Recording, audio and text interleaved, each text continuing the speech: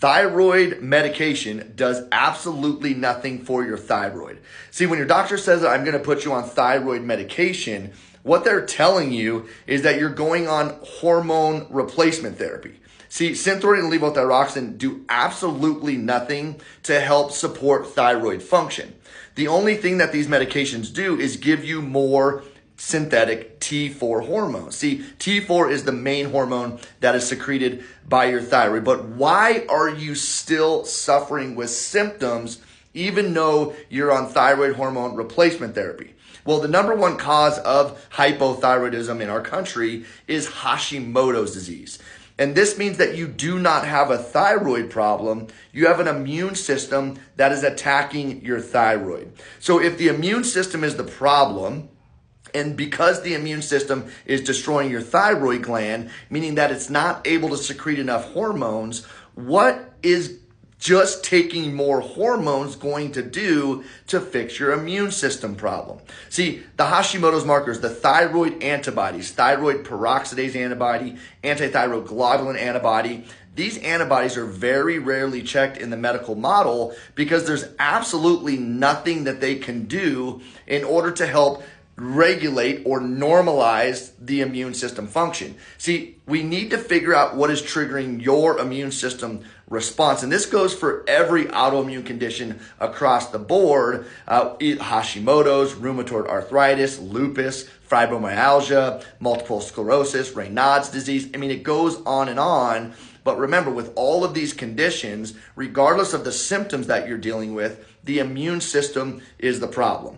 And just because you have the same diagnosis as somebody else, because we do see a lot of families that have multiple people that have Hashimoto's disease. And so they tell you it's genetic, there's nothing you can do about it. The only thing you can do is continue to take your thyroid hormone replacement therapy. But yet, most women that are following their recommendations are miserable, right? Their symptoms not only are not going away, but they continue to get worse. So here at The Wellness Way, we don't guess, we test. We know that in order to really normalize function in the body, we got to start with the foundation. One thing I have seen in common with just about every single autoimmune patient, I've been helping autoimmune patients for almost 14 years. I've seen thousands of patients over the years. And one thing I see in common is that they don't have a really healthy gut. Now, a lot of people say, no, doc, like I poop every day. I don't have major bloating, acid reflux, no abdominal pain, no constipation, diarrhea.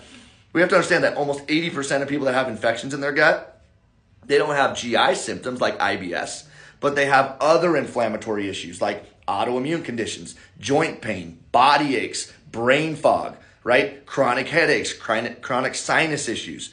So just because you don't have GI issues does not mean that you have an extremely healthy gut. Now, what's the biggest trigger for autoimmune conditions? Well, food. We've got to eat food every day.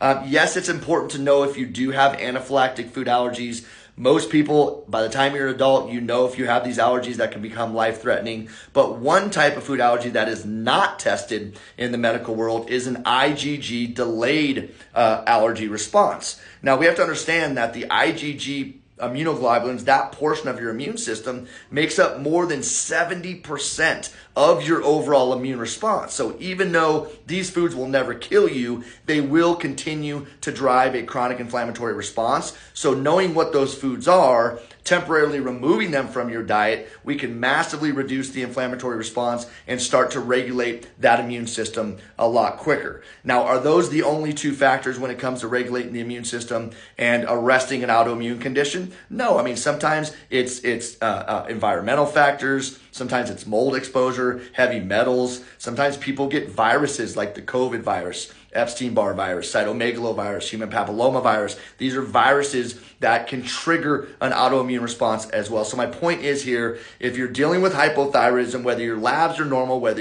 you're on medication or not, whether your antibodies are positive or not, we need to figure out why you as an individual are having the issues that you're having. So guys, like and follow this page for more information about how to get rid of your hypothyroid symptoms permanently.